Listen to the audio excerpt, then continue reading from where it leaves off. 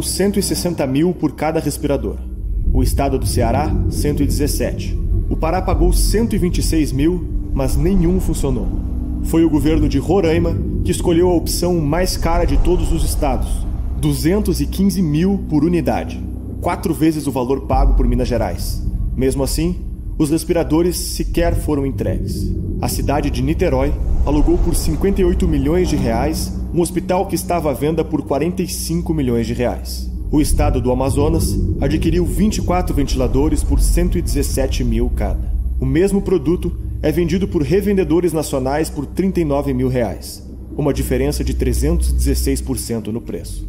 O fornecedor dos ventiladores ao estado foi uma loja de vinhos.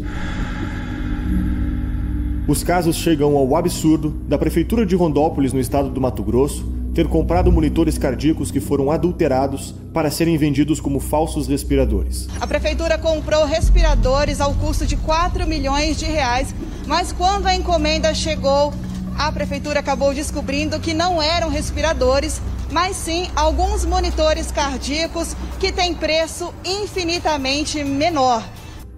O município de Aroeiras, na Paraíba, uma empresa fantasma recebeu quase 600 mil reais para fazer cartilhas de conscientização do Covid. Além das cartilhas e da empresa não terem sido encontradas, trata-se de um material que o Ministério da Saúde já distribui gratuitamente.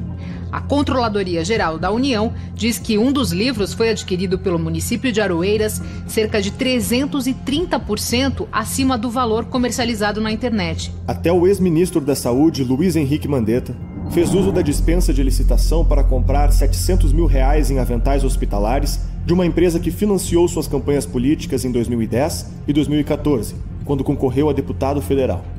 A Controladoria Geral da União e o Ministério Público já abriram 410 procedimentos em 11 estados para investigar mais casos de corrupção relacionados ao Covid-19.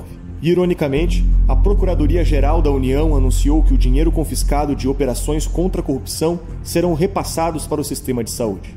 Olá pessoal, tudo bem? Deputado Ricardo Arruda, aqui do Paraná. Olha, o tema aqui hoje é a respeito das acusações que eu fico escutando até aqui no Paraná pelos deputados do PT, tentando culpar o presidente Bolsonaro pelas mortes do coronavírus.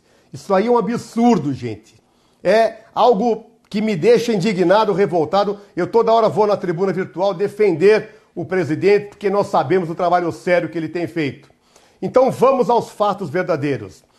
Dia 4 de fevereiro, o presidente Bolsonaro decretou o estado de emergência para combate à pandemia coronavírus. 4 de fevereiro. O carnaval foi quando? Dia 20 e poucos de fevereiro. O que a Rede Globo fez na época?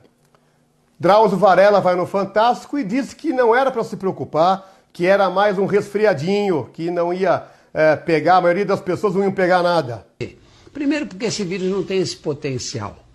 De cada 100 pessoas que pegam o vírus, 80, 90 pessoas têm um resfriadinho de nada. Uma semana após, foi um médico no Faustão e o médico disse que não tem problema nenhum nessa gripe. Pode passar o carnaval à vontade. Esses vírus respiratórios, em geral, eles se transmitem mais facilmente nos meses mais frios. E a gente está no mês quente agora, né, Faustão? Ainda bem. Então, assim, eu não acho que as pessoas devam deixar de curtir o carnaval. O governador da Bahia, se eu não me engano, deu uma entrevista chamando os gringos, europeus e americanos, falou: venham passar o carnaval no Brasil, porque aqui não tem coronavírus.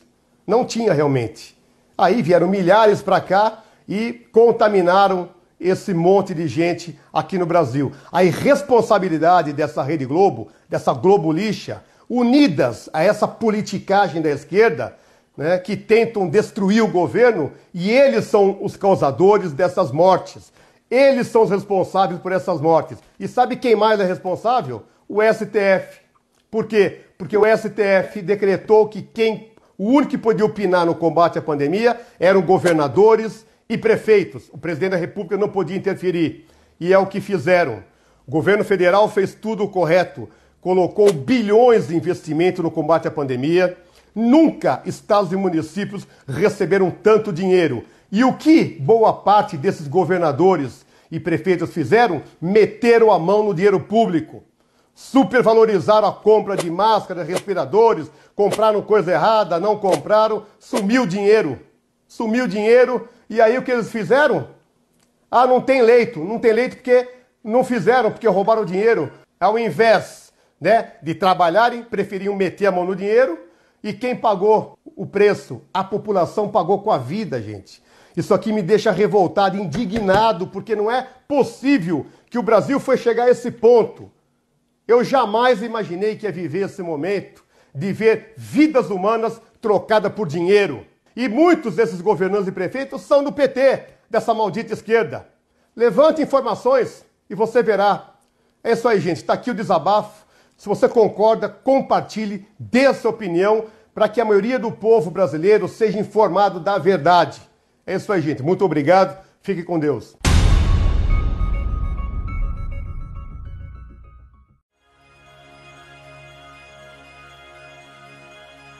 Por último, o amigo Tedros.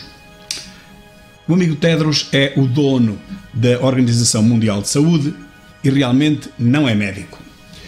É um político profissional, proveniente de uma minoria na Etiópia, mas uma minoria de onde sai toda a classe política daquele país.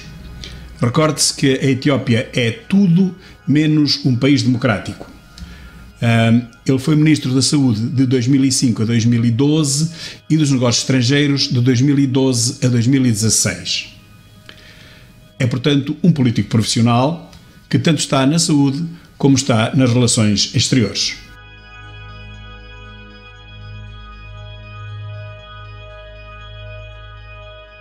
Durante a sua vigência como Ministro da Saúde, a Etiópia sofreu 2 graves surtos de cólera que Tedros desvalorizou completamente.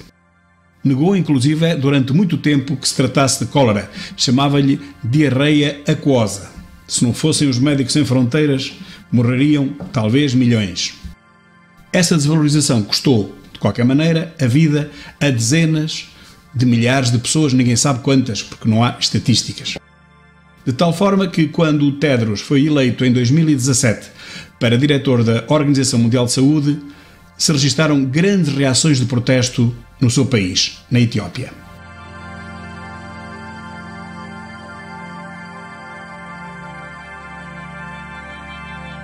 Foram grandes manifestações, ou seja, reações, porque manifestações ali não pode haver, de repúdio e de indignação na Etiópia por parte da maioria da população, que foi a principal vítima do surto de cólera. Os Amharas e os Oromos. Essas são as 2 principais etnias, dentre as 80 etnias que existem na Etiópia e as 90 línguas que por lá se falam.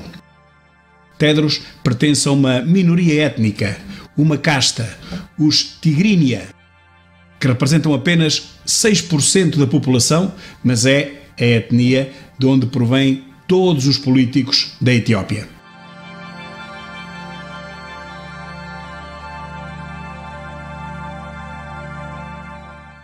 Tedros tem sido acusado de deixar morrer milhares de pessoas na Etiópia, tanto pela população como pelos Médicos Sem Fronteiras, que garantiram encontrar um cenário dantesco quando lá chegaram para ajudar as pessoas que estavam a morrer.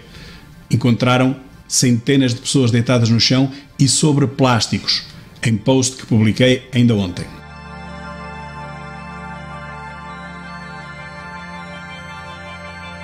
Tedros é ainda acusado de ter pertencido a um governo despótico e antidemocrático de um país que é, ao fim e ao cabo, uma ditadura na prática, já que as eleições têm sido uma fraude desde sempre, o que é atestado pelos observadores internacionais.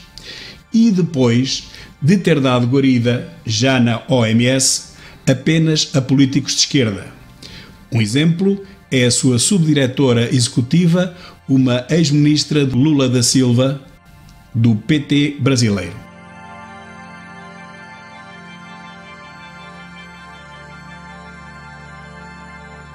Outra acusação de que é alvo, e deixo aqui os links em baixo, é de gastar quase 200 milhões de dólares por ano em viagens e estadias em hotéis.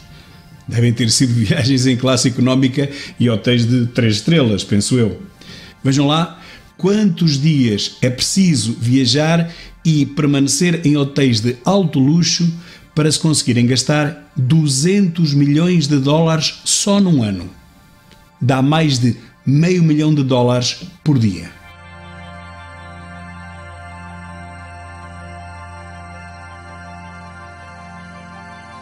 As relações de Tedros com a China já vêm de longe, do tempo em que ele era Ministro da Saúde e depois das Relações Exteriores.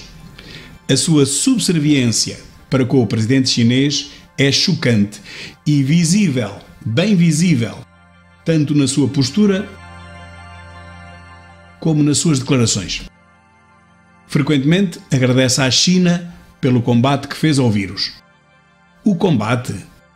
Mas não era isso que se esperava, já que foi justamente na China que a pandemia se iniciou? Mais, não devia a China fornecer gratuitamente o material necessário, material médico, para que os demais países pudessem combater esta pandemia sem terem que pagar esse mesmo material a peso de ouro? Refiro-me, portanto, a vestuário de proteção, a máscaras, a viseiras, a reagentes, a ventiladores. Não seria essa uma obrigação moral da China atendendo ao que aconteceu? Mas não. O Sr. Tedros agradece à China por termos uma pandemia mundial? Só pode. As ligações de Tedros com Fauci e com Gates já foram mencionadas aqui na primeira parte desta série, a que dei o título Afinal, o que está por trás da pandemia? E a elas voltarei no futuro, fique atento. Mas o melhor chega agora.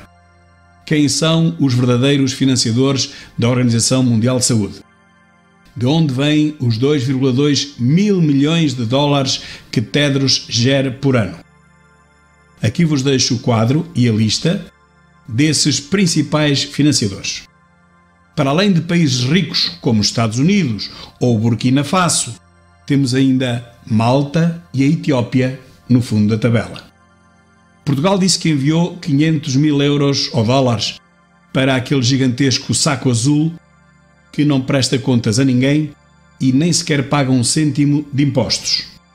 Mas na tabela de doadores, Portugal ainda não consta. O principal financiador, como podemos ver, são ou eram os Estados Unidos. Os números reais são compostos por duas parcelas. O financiamento regular, o que está acordado, é uma delas, cerca de 237 milhões. Mas depois existe a outra parcela, a das contribuições voluntárias, que no caso dos Estados Unidos, o ano passado, ascenderam a mais de 656 milhões, o que prefaz 893 milhões de dólares. Em segundo lugar, temos a Fundação Bill and Melinda Gates, com 531 milhões. Bill Gates aparece novamente no quarto lugar, inserido na Gavi, que é The Vaccine Alliance, de que ele é um dos mecenas e administrador há 15 anos. São mais 371 milhões de dólares. Depois, mais no fundo da tabela, imaginem quem aparece. Quase todas as farmacêuticas. Mas quais farmacêuticas? Praticamente todas. Especialmente as que fabricam vacinas, como a Merck, a Hoffmann La Roche, a GlaxoSmithKline, a Bayer, a Denka, a Novartis, a Kitasato Daiichi Sankyo Vaccines, a Eli Lilly and Company Foundation, a Johnson & Johnson e muitas outras. E as que não estão lá declaradamente, como por exemplo a Pfizer, estão aglomeradas em outras organizações do tipo da Gavi, a Vaccine Alliance, ou seja, alianças ou cartéis de farmacêuticas. Muitas não querem ter ali o nome, não precisam de descontar nada para o mecenato, porque ganham milhares de milhões, não precisam de ir buscar nada ao Estado e preferem não aparecer. Os acionistas também preferem que assim seja para não dar brado. É inacreditável. Parece o Banco de Portugal a regular os bancos em Portugal e depois ser pago por eles. Bill, o nosso velho Bill, diz que a saúde só vem dentro de uma seringa. Acontece que a campanha de vacinação contra a poliomielite, patrocinada por Bill Gates na Índia entre 2000 e 2017, não trouxe saúde nenhuma àquelas crianças, mas sim doença.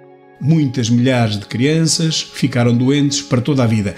Quem o afirma é Robert F. Kennedy Jr., afirmou publicamente, e que apenas foi desmentido pela Fundação Bill and Melinda Gates relativamente aos números. Robert Kennedy dizia que tinham sido 490 mil, parece que não foram tantos. Então quantos foram? Isso não se sabe. E é este filantropo, o fanático das vacinas, que agora é o maior investidor, o maior doador a Tedros e à Organização Mundial de Saúde. Agora que os Estados Unidos se retiraram, claro. Só por curiosidade, sabem quanto é que a China doa à Organização Mundial de Saúde? Eu recordo que os Estados Unidos doavam, até este ano corrente, 893 milhões por ano. Pois bem, a China doa qualquer coisa como 6.315.081 dólares, mais precisamente. Ou seja, os Estados Unidos doavam 142 vezes mais do que a China. 142 vezes mais. E agora pergunto, perante quem é que Tedros se dobra todo? A quem é que ele presta vassalagem? Aos Estados Unidos? Não. À China. Agora, tirem as vossas conclusões.